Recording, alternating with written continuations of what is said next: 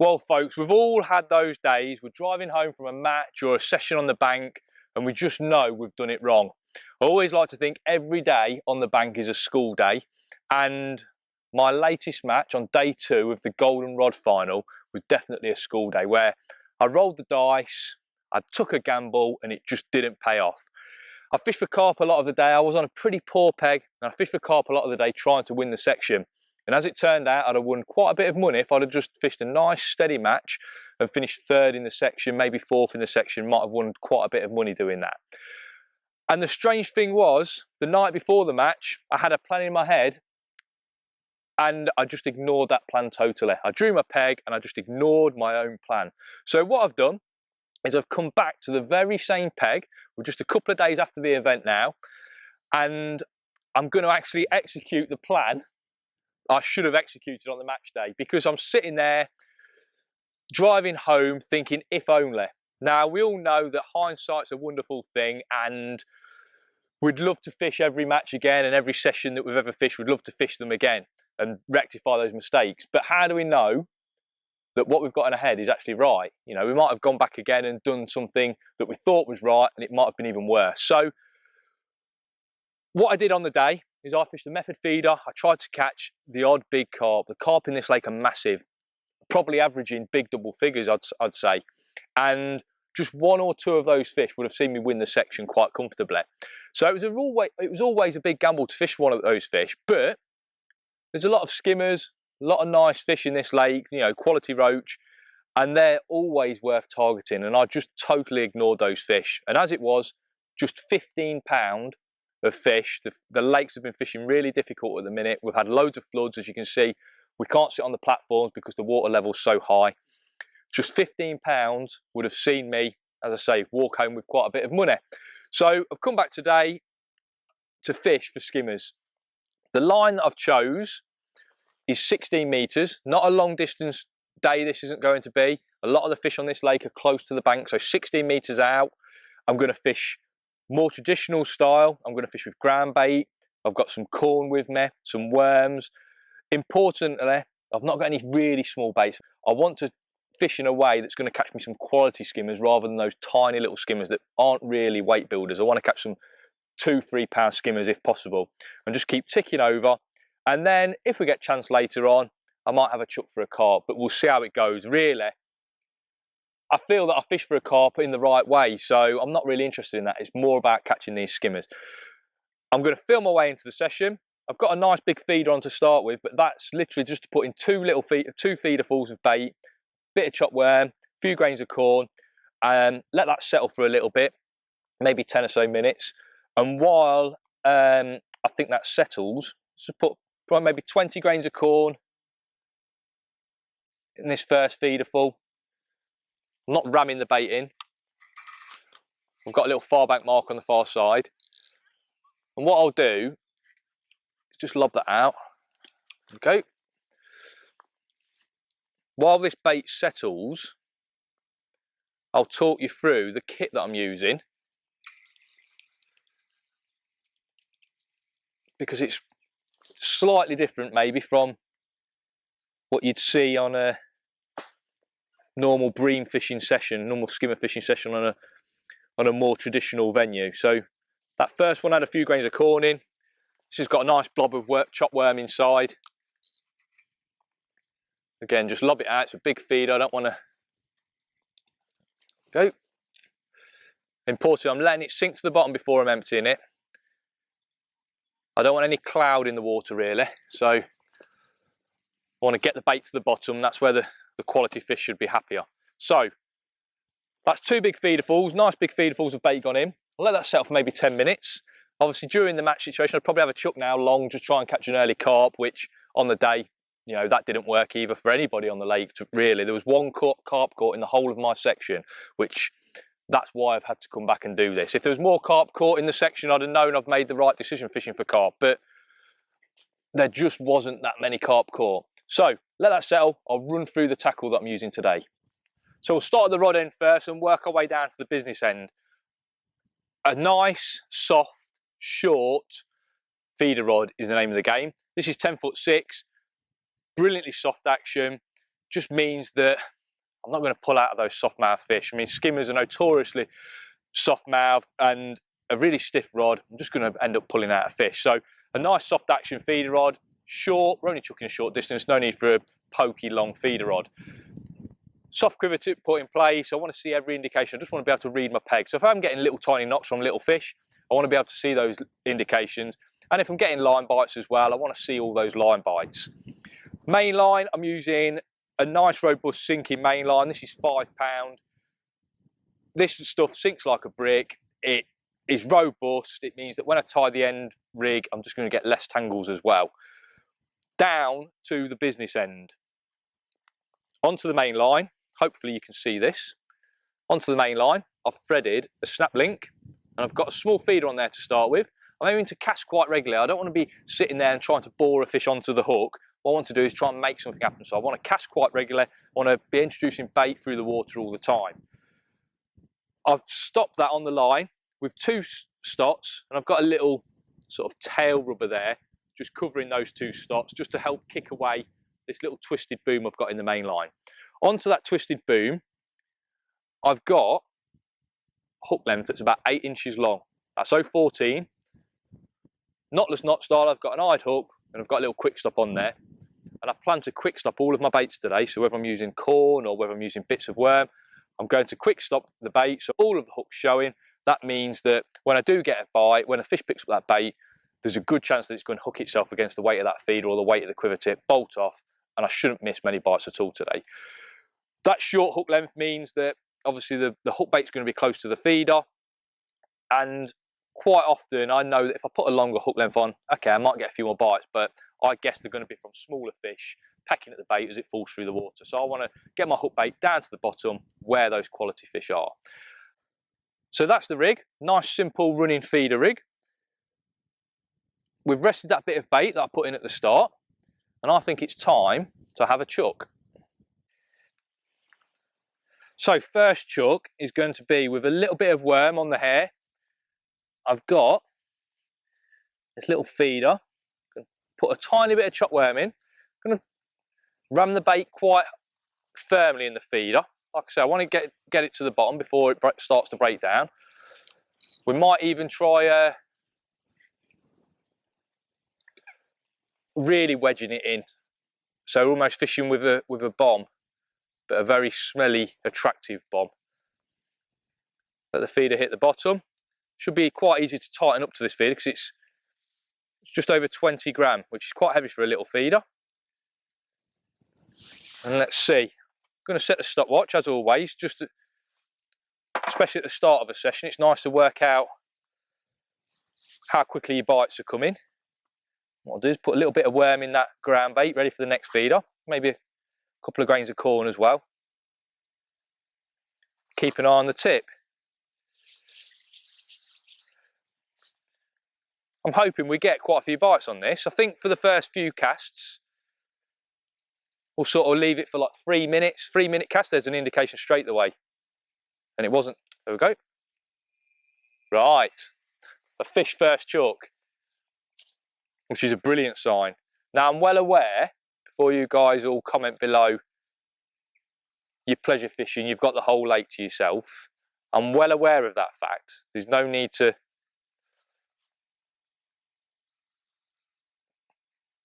get your knickers in a twist about that, but this is still going to give me a good insight into whether this method would have worked on the day. And as a first fish, that is exactly the target species. A skimmer of about £1.5 £2, a beautiful fish. In a match, a real weight builder.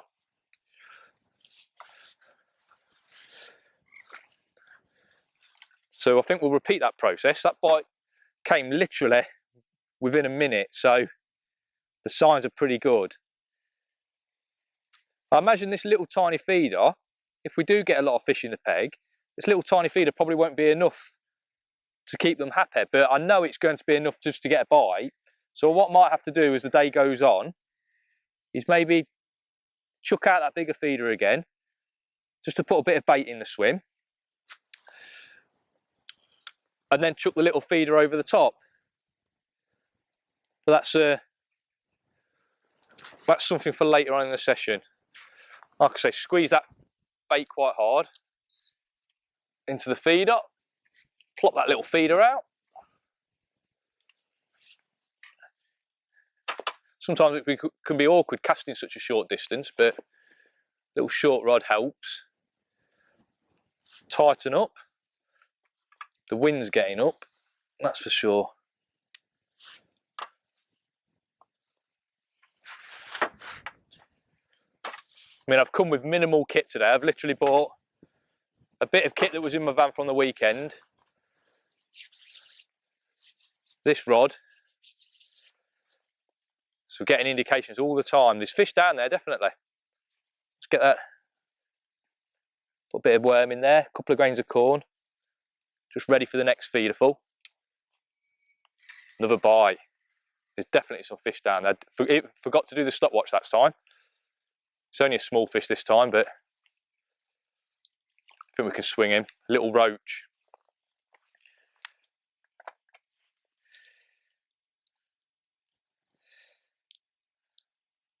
Now you've got to remember that at the weekend, I had £11 and £15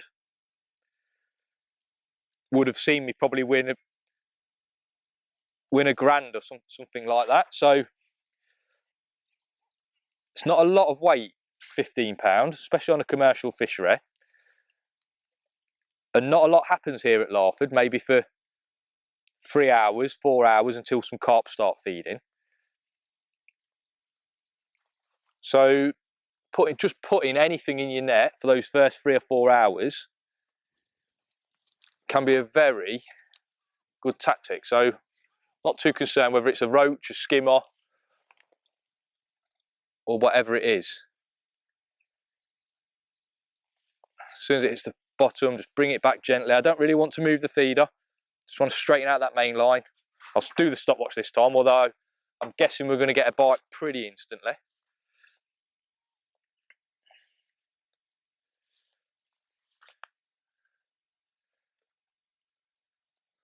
I think I forgot to mention what the ground bait actually is. It's a fish meal ground bait, swim stim black. A really nice, I like to call it a non-offensive mix. You know, on a commercial fishery, fish meal is always the way to go. But this ground bait, it's not a really high oil, rich ground bait that might put fish off when it's a little bit colder as it is today. But by the same token, it's not, you know, really weak and a bit wimpy. It's just a nice, non-offensive mix. Great for skimmers, carp. I've got a few pellets as well, but I don't think I'm going to use those, to be honest. Got a few micros soaked up if we ever go on a method feeder later on. I think it's going to be about the ground bait. Wind is definitely getting up.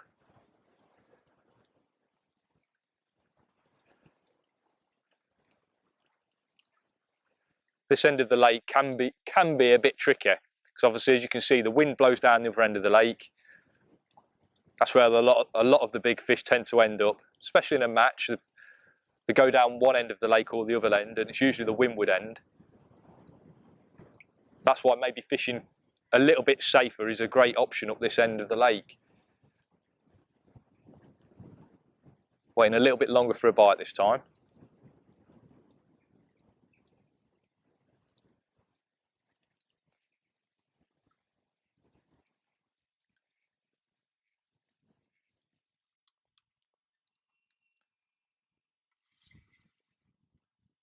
So it probably took a little bit longer for a bite to materialise. Just under 3 minutes that was. But it's definitely a bit bigger than that little roach we've just had. Another skim, I'm guessing.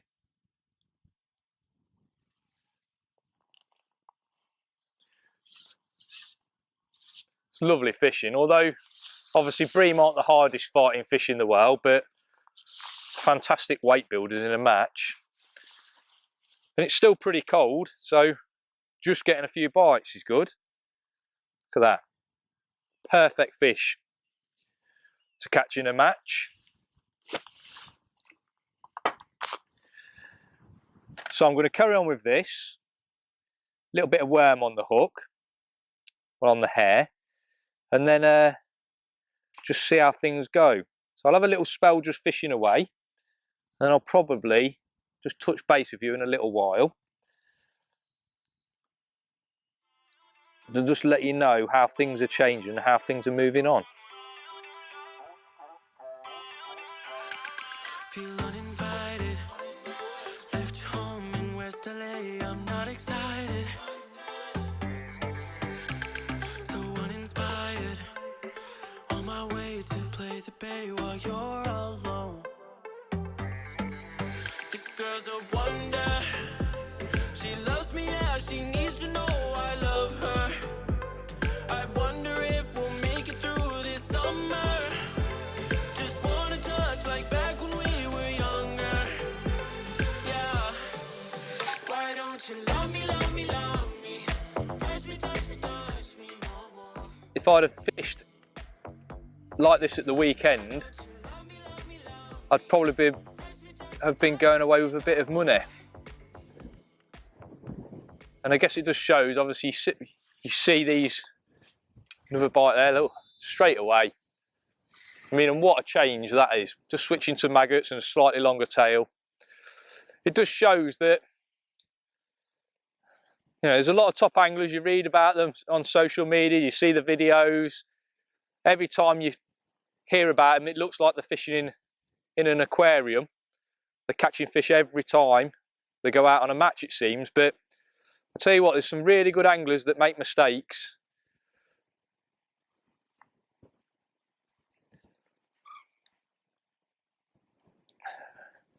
And that's how we all learn. So I knew I just needed to come back here today and just get a few things right in my head, because we've got a few matches coming up in the next couple of weeks at this venue.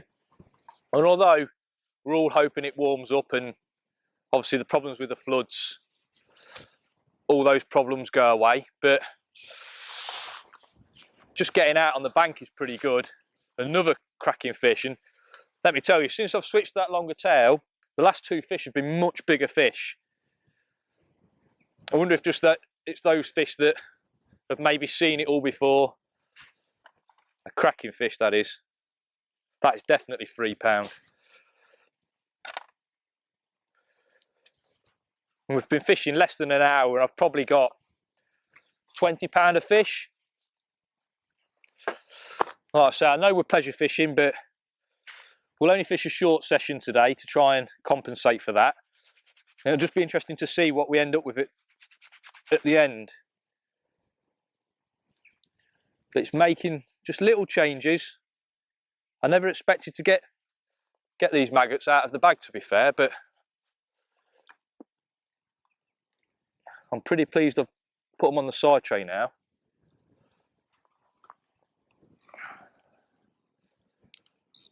Still that little feeder. I get the impression the fish don't want loads and loads of bait. That might change as the session goes on, but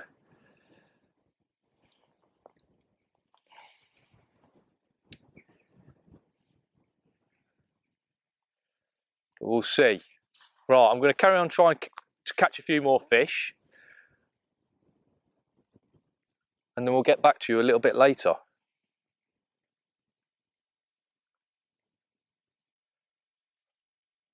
Well, ladies and gents, what an eye-opener today has been. We've had a brilliant couple of hours fishing.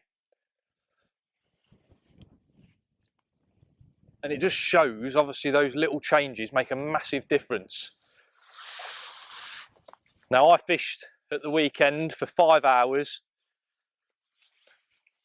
and caught 5 skimmers, which sounds pretty pathetic, but the rest of the section were all in a similar situation. So we were all sticking it out for carp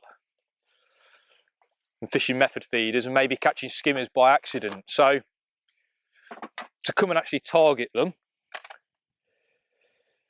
has been a real eye-opener.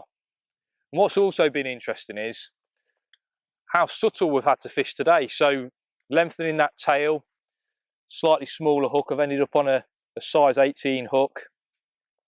Obviously fishing maggots, instead of worms and corn has made a real difference. And obviously this venue's had some real problems with the floods, and obviously a lot of angling pressure as well leading up to a big event always causes a few problems. So I think the fish they're not really settling over loads of bait, and obviously the water's still freezing. Those fish aren't really active at the minute.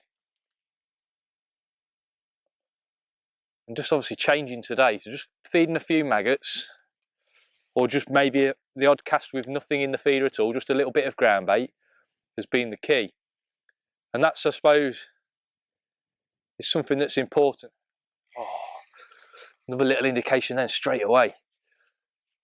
Just touching on something that I think is important when you mix your ground bait. A lot of guys put a lot of their loose feed in the ground bait at the start of a session, then give it a good mix. And I never like doing that, because it just means that you're stuck with that ground bait then and those particles for the rest of the day, and they might not be right. As we found today, what we started on just wasn't right at all. So what I always like to do is just add a little pinch of bait for each feeder full, so you can tailor your feed that's going into the peg throughout the day. And very rarely a day starts off the same as it finishes. You know, you always got to think on your toes throughout a day's fishing. Now I just know that at the weekend, if I'd have coupled this approach, maybe for the first 4 hours, maybe tried to put £20 in the net and then maybe had to go for a carp later on, which I knew at the start of the day, I knew that'd be the way to fish, but I just got caught in a trap, and obviously I was always chasing it from then on.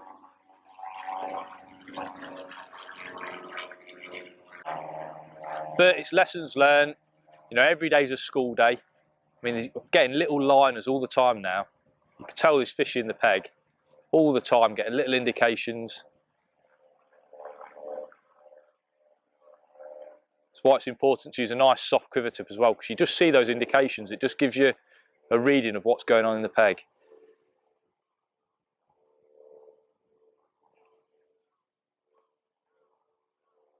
I think I'll stop on for maybe 5 or 10 more minutes. I've achieved what I needed to achieve. I've got a few things right now in my head.